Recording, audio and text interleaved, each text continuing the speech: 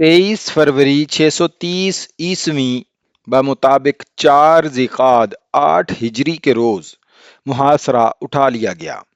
मुहासरा उठाने का असर अहले सकीफ पर कुछ और होना चाहिए था, लेकिन उन पर इस किस्म का खौफ तारी हो गया कि मुसलमान जवाब जो अब जा रहे हैं मालूम नहीं किस वक़्त लौट आएं और शहर पर यलगार करके शहर की ईंट से ईंट बजा दें। खुद मालिक बिन औफ की सोच में इनकलाब आ चुका था। काहिन की झूठी पेशगोई और मार्का हुनैन में मुसलमानों की ज़रबेकारी ने उसे अपने अकीदों पर नजरसानी के लिए मजबूर कर दिया था। मुसलमान 26 फरवरी के रोज जेराना के मुकाम पर पहुंचे, जहां रसूल करीम ने माल गनीमत इकट्ठा करने का हुक्म दिया था। इस माल गनीमत में 6,000 औरतें और बच्चे थे। 1000 हा ऊंट, भेड़ बकरियां भी थीं। फौजी साजो सामान का अंबार था। रसूल करीम ने दुश्मन की औरतों, बच्चों और जानवरों को अपने लश्कर में तकसीम कर दिया।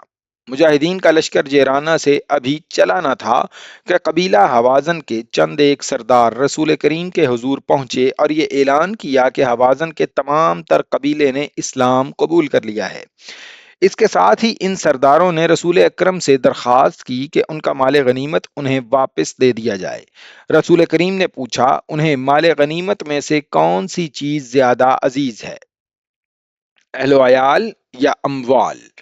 सरदारों ने उनके औरतें और बच्चे सरदारों ने कहा कि उनके औरतें और बच्चे उन्हें वापस दे दिए जाएं और बाकी माल गनीमत मुसलमान अपने पास रख लें।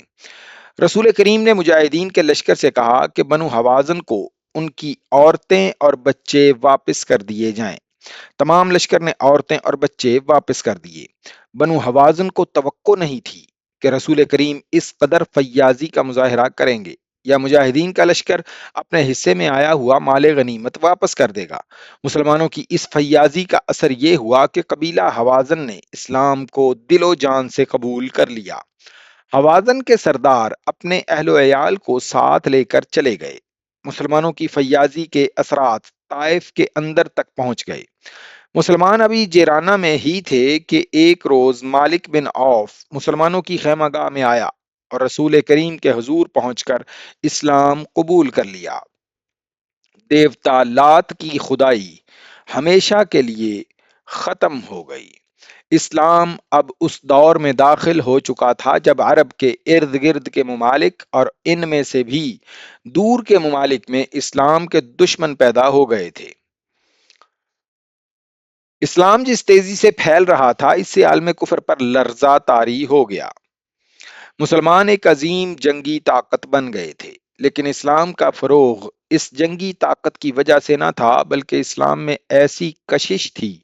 जो कोई भी अल्लाह का ये पैगाम सुनता था वो इस्लाम कबूल कर लेता था। मुसलमानों ने अपने जासूस दूर दूर तक फैला रखे थे।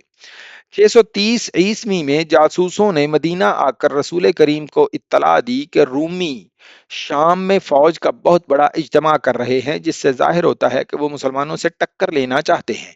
इसके बाद ये इत्तला मिली कि रूमियों ने अपनी फौज के कुछ दस्ते उर्दन भी भेज दिए हैं। अक्टूबर 630 ईस्वी बड़ा ही गर्म महीना था। झुलसा देने वाली लू हर वक्त चलती थी और दिन के वक्त धूप में जरा सी देर ठहरना भी मुहाल था। इस मौसम में रसूल करीम ने हुक्म दिया कि पेशतर इसके कि रूमी हम पर यलगार करें, हम उनके कूच से पहले ही उनका रास्ता रोक लें। रसूल करीम के इस हुक्म पर मदीने के इस्लाम दुश्मन अनासर हरकत में आ गए। इनमें वो मुसलमान भी शामिल थे जिन्होंने इस्लाम कबूल तो कर लिया था, लेकिन अंदर से वो काफिर थे। इन मुनाफिकीन ने दरपर्दा उन मुसलमानों को जो जंग की तैयारियों में मसरूफ थे वरगलाना और डराना शुरू कर दिया कि इस मौसम में उन्होंने कूच किया तो गर्मी की शिद्दत और पानी की किल्लत से वो रास्ते में ही मर जाएंगे। इन मुखालिफाना सरगर्मियों में यहूदी पेश पेश थे। इसके बावजूद मुसलमानों की अक्सरियत ने रसूल अकरम के हुक्म पर लब्बैक कहा। रसूल खुदा ने तैयारियों में ज्यादा वक्त जाया न किया। अक्टूबर के आखिर में जो फौज रसूल खुदा की कयादत में कूच के लिए तैयार हुई उसकी तादाद 30,000 थी, जिसमें 10,000 सवार शामिल थे। مجاہدین کے اس لشکر میں مدینہ کے علاوہ مکہ کے اور ان قبائل کے افراد بھی شامل تھے جنہوں نے سچے دل سے اسلام قبول کیا تھا۔